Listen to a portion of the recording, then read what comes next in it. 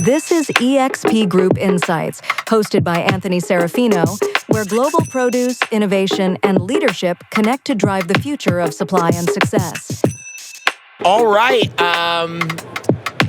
Live from the trade show floor, Anthony Serafino here from Exp Group Insights podcast. Your host, Anthony Serafino, of course, along with Dante Galeazzi, my man from Texas International Produce Association.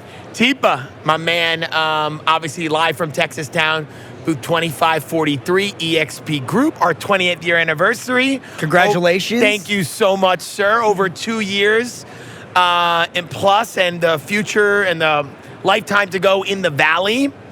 And we're so excited to be in McAllen, Texas. Not to mention expanding your footprint beyond the Valley. You guys are now, what, 4 physical locations throughout the U.S.? 4 physical locations That's in the pretty United awesome. States. It's super exciting. We're looking forward to it.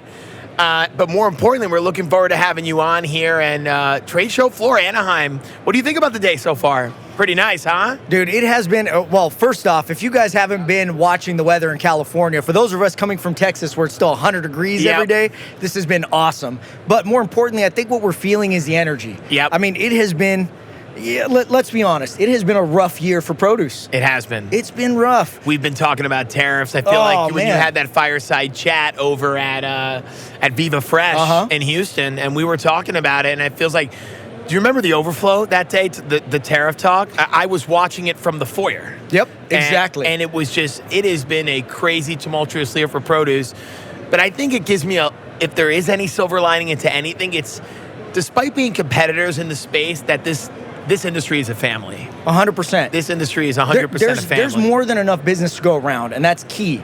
And that's why you have so many friendly competitors in this industry. Yep. That's why you have so many people willing to join boards, to be part of something. That's why when we go to D.C. or Austin or whatever it is, you see so many people to come together. True.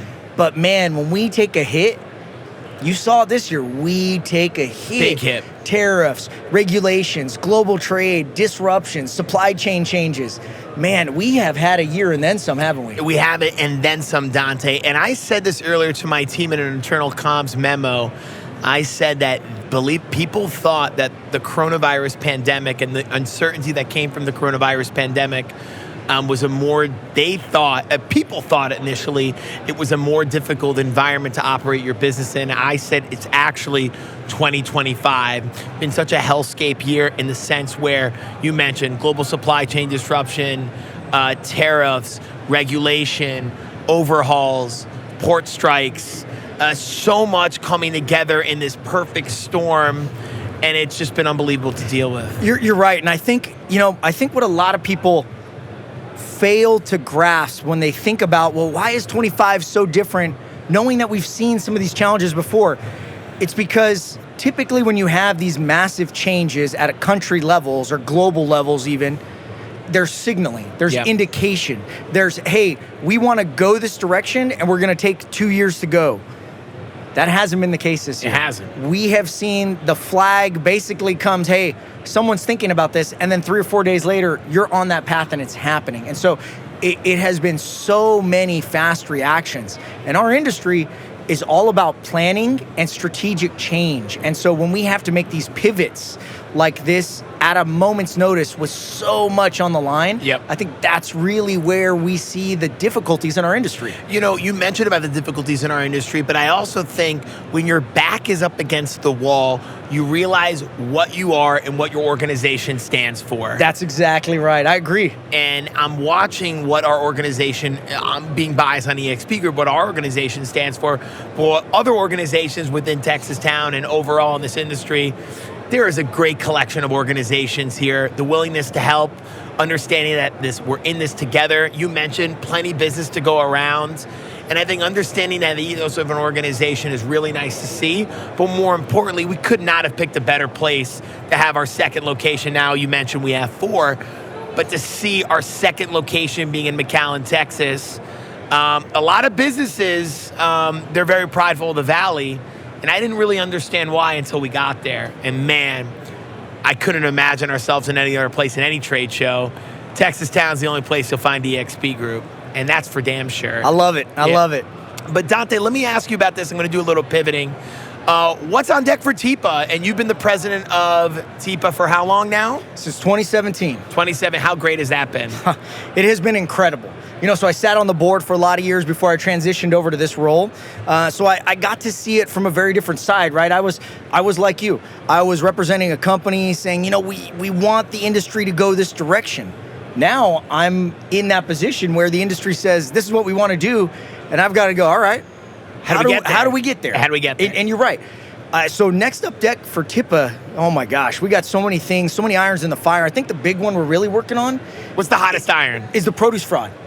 The produce fraud has really been bad, man. I mean, I became aware of it in June.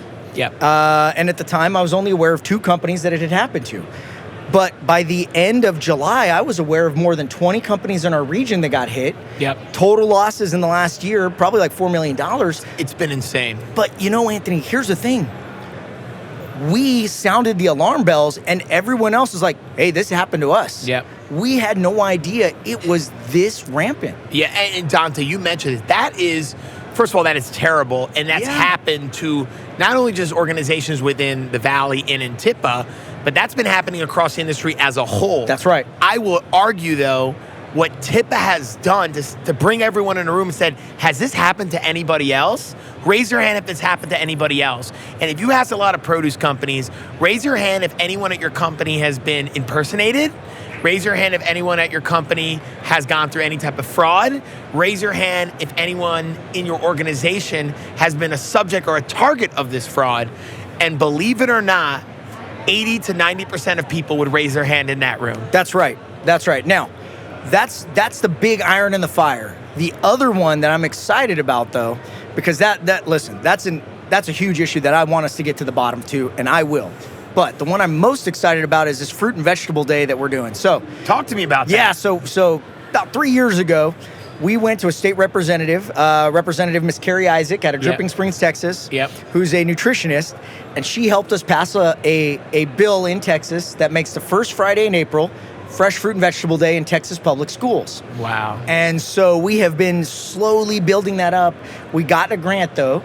We're now working with a company out of Chicago to develop educational courses for K through 5th grade. This is amazing. And the whole objective, Anthony, the entire objective is to help young students understand fruits and vegetables, be introduced to them more early, more often, and to eat them.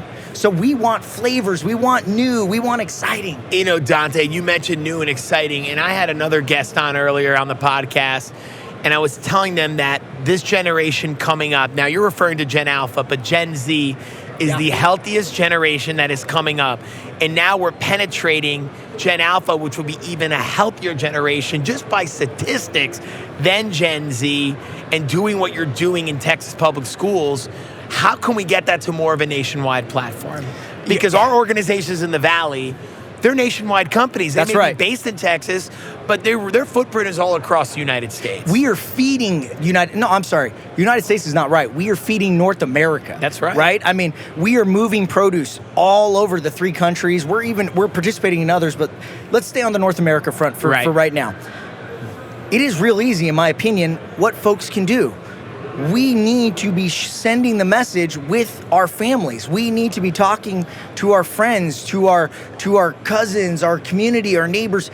The problem, Anthony, in my opinion, is too often we talk just to ourselves. Yep.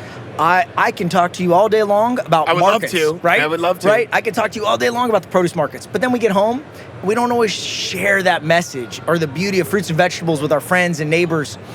Man, every time someone brings produce to our office, I go, okay, I take my share and I divvy it up. And I'll only take, if someone brings me a flat of mangoes, I'll keep 1 or 2 mangoes. But then I hand those mangoes out to my neighbors. I tell them what kind of mango it is, how to eat it, don't wait on it. Yeah. And you know what?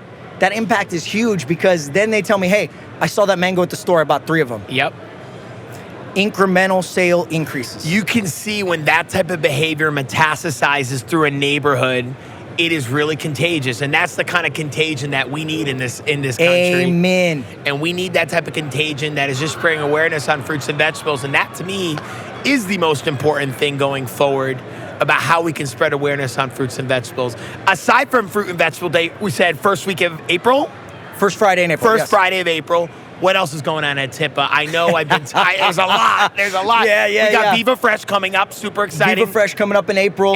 We've got the Y Tippa and In Bloom is going to be doing their Christmas gala in December. I cannot wait.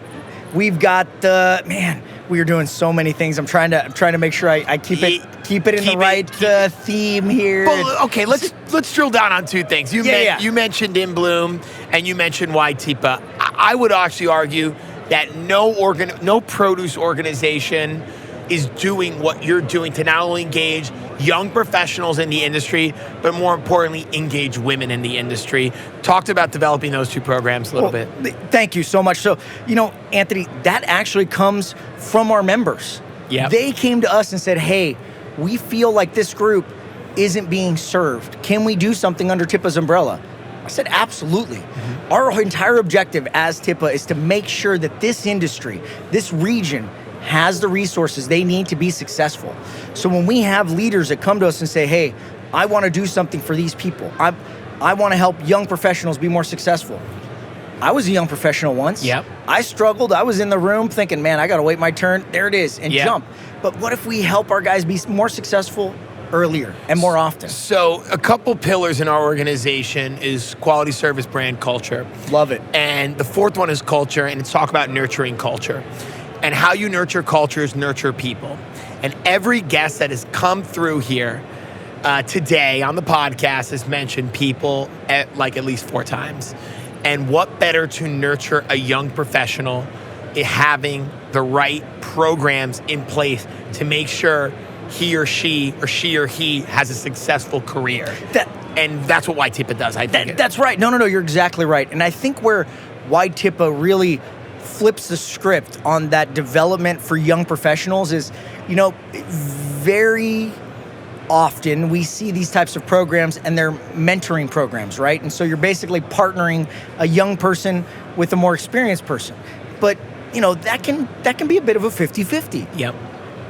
What makes Y Tippa so different is it's the community. It's the community of folks that are at the same spot in their career.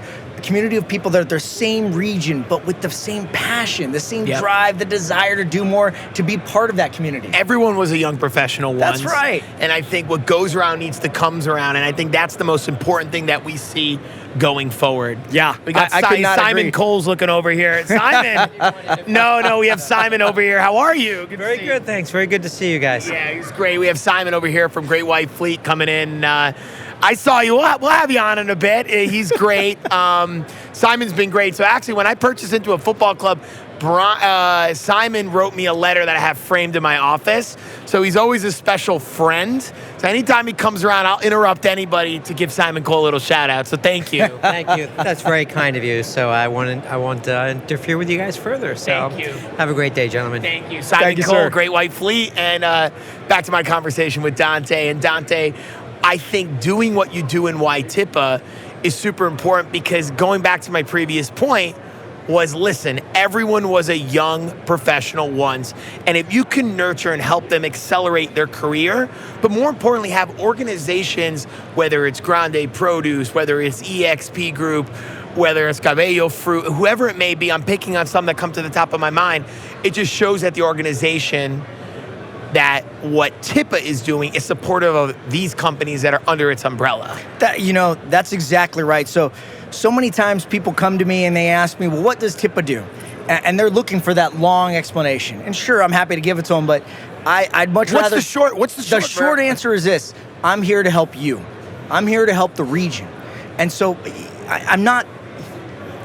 What I'm trying to do is to make sure that Texas is as strong, as successful as possible, because, like I said, we're feeding North America, but we have so much opportunity. We have so much ground that we can gain and so many great things that we can do. We just need the right tools to do it. And that's what I want Tippa to do. I want Tippa to be that tool for you guys. I want us to bring those assets in. I want you guys to have everything you need so that way you're going to bat to sell more. You're going out to feed. You're going out to grow your programs. And you're not like, gosh, the government's doing this to me. I can't get past this. My people don't have X, Y, and Z skill. Nope. That's all been taken care of already because Tippa did that for you. And all you're worrying about now is, How do I grow my lime program? How do I get more mangoes into that part of the country? That's what I want you to worry about.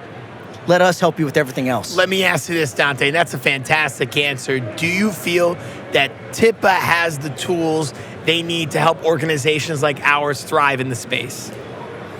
It's a loaded question. It is. So I'm gonna give you a bit of an answer. So bear with me here a second. Yep. No, I'm okay. We have some of those tools. I'm going to be transparent with you. We don't have all those tools. And that's why we're here at IFPA. That's why I partner with so many people, because I'm not ashamed to tell you, I know what my skill sets are, and I know what my skill sets aren't. And I think that's huge. And so I know when I need to elevate TIPA's voice at the national level, I'm going to partner with IFPA, International Fresh Produce Association. How have they been partnering with? They've been fantastic. They can open doors in DC that I can't get opened. Yep.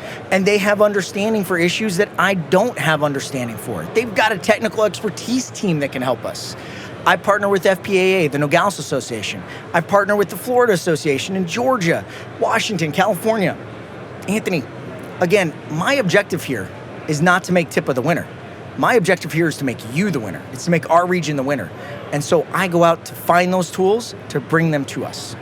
It's just a great explanation of exactly what TIPA is doing, what Dante is doing, what the organization as a whole is doing.